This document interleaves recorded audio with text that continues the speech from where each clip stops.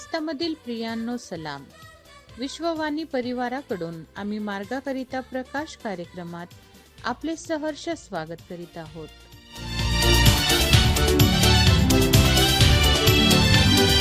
जिवंत आहे येशू, जिवंत आहे माझ्या हृदयी येशू, जिवंत आहे संकटी तो माझा आधार. येशू सदा जिवंत आहे, जिवंत आहे येशू, जिवंत आहे माझ्या हृदयी येशू, जिवंत आहे संकटी तो माझा आधार. येशू सदा जिवंत आहे.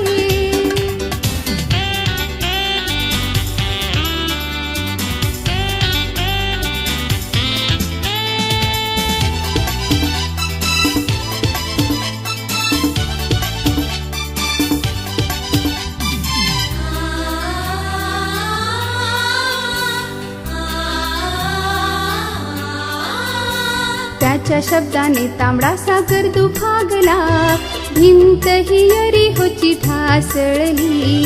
त्याच्या शब्दाने अंधदृष्टी पावला, स्पर्शाने त्याच्या पुढे झाला बरा. जिवंत आहे येशू, जिवंत आहे माझ्या हृदयी येशू, जिवंत आहे संकटी तो माझा आधार. येशू सदा जिवंत आहे.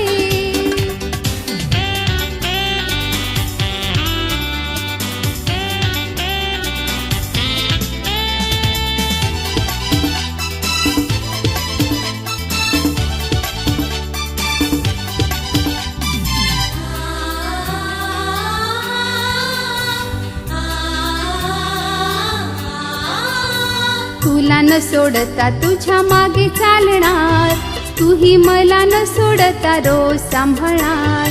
मृत्यूदिनी प्रभू तू स्वीकारून घे, आपुला जवळ स्वर्गात मला.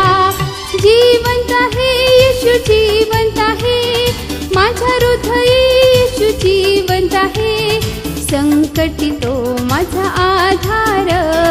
येशू सदा जिवंत आहे, येशू सदा जिवंत आहे.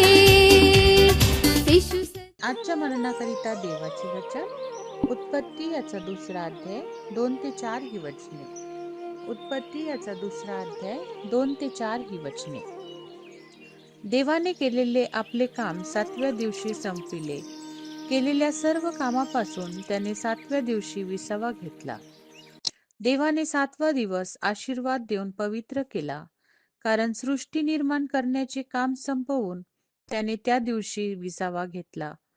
आकाश व पृथ्वी यांची उत्पत्ती झाली तेव्हाचा उत्पत्तीक्रम हा होय. प्रभू परमेश्वर या वचनांद्वारे आपला आजचा दिवस आशीर्वादित करो. प्रभू येशू ख्रिस्ताच्या प्रेमळ सामर्थ्यशाली नावामध्ये आपल्याला सर्वांना सलाम. आज आम्ही नवीन वर्षामध्ये आहोत आणि प्रभूचं वचन आम्ही उत्पत्ती याचा 2 अध्याय 2 ते 4 हे वचन आज ऐकणार आहोत. प्रभूचं वचन आम्हाला शिकवतं, परमेश्वर देवाने आकाश, पृथ्वी व सर्व काही 6 दिवसामध्ये निर्मिती केली आणि 7वा दिवस परमेश्वराने विसावा घेतला.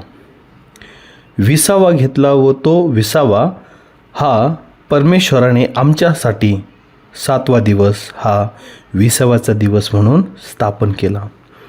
विसावा म्हणजे फक्त आराम करणे किंवा थकलेलं शरीर आहे, 6 दिवस काम केलेलं आहे. विसावा हा देवाच्या चरणी जाऊन परमेश्वराजवळ जाऊन बसणे व परमेश्वराशी बोलणे, देवबापाकडे आम्ही आमची दृष्टी लावणे, येणाऱ्या 6 दिवसासाठी व इतर येणाऱ्या सर्व दिवसांसाठी प्रभूकडून आम्ही सामर्थ्य प्राप्त करून घेणे. आणि ह्या विसावाच्या दिवसामध्ये आम्ही देवाशिवाय, प्रभू परमेश्वराशिवाय कोणाचाही विचार करू नये, कोणत्याही चिंता काळजीचा विचार करू नये, कोणत्या दडपणामध्ये राहू नये, तर जिवंत देवाच्या वचनामध्ये मनन चिंतन करण्यामध्ये आम्ही राहावं, देवबापाशी बोलावं. परमेश्वरामध्ये आम्ही तो दिवस एक उपासनेचा दिवस किंवा त्यामध्ये 7वा दिवस जो म्हटलेला आहे विसाव्याचा दिवस म्हणून आम्ही आमच्या जीवनामध्ये ठेवावा. आणि शारीरिकरित्या देखील आम्हाला यामध्ये सामर्थ्य मिळतं, आमच्या शरीराला एक स्फूर्ती मिळते. म्हणून 7वा दिवस आम्ही पवित्रपणे पाळायला पाहिजे आहे. आम्ही जिवंत देवाला पूर्ण वेळ द्यायला पाहिजे आहे. त्या 7व्या दिवसामध्ये पण आम्ही जेव्हा प्रभूचा वेळ प्रभूला पूर्ण देत नाही, तर प्रियानो, येणाऱ्या बाकीच्या पुढच्या 6 दिवसामध्ये आम्हाला खूप तकतक राहते, खूप चिंता राहते आणि कोणत्याही कामात आम्हाला यशप्राप्ती सहसा मिळत नाही.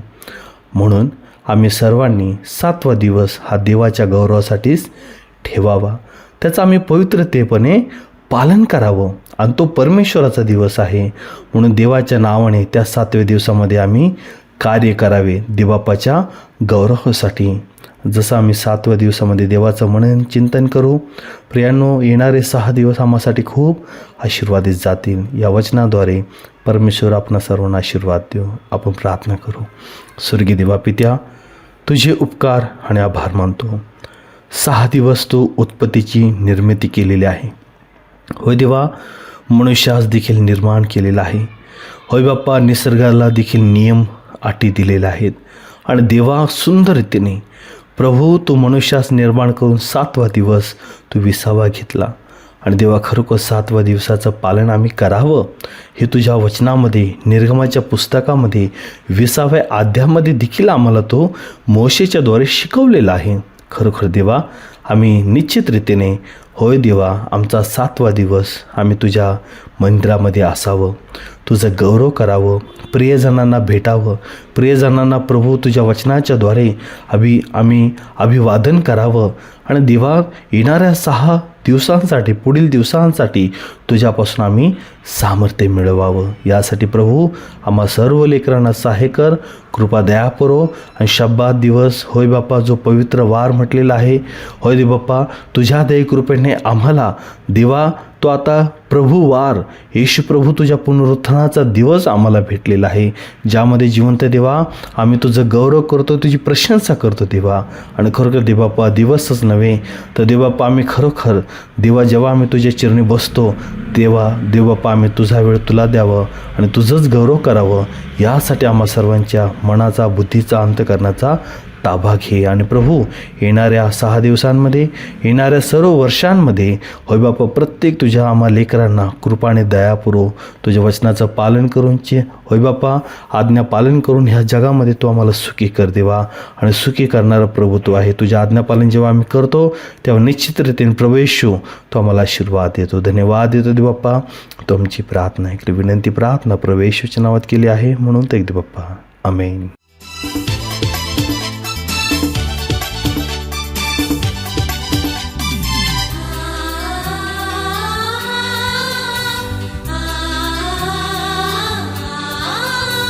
तुला न सोडता तुझ्या मागे चालणार, तूही मला न सोडता रोज सांभाळणार. मृत्यूदिनी प्रभू तू स्वीकारून घे, आपुला जवळ स्वर्गात मला. जिवंत आहे येशू, जिवंत आहे माझा हृदय, येशू जिवंत आहे. संकटी तो माझा आधार, येशू सदा जिवंत आहे. येशू सदा जिवंत आहे, येशू सदा जिवंत आहे, येशू सदा जिवंत आहे.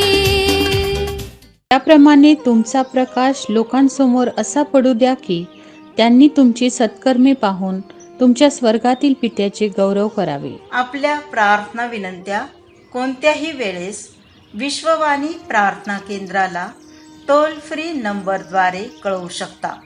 आमचा टोल फ्री नंबर 1-800-2700-333. आम्ही आपणासाठी या नंबरवर प्रार्थना करण्यास उपलब्ध आहोत.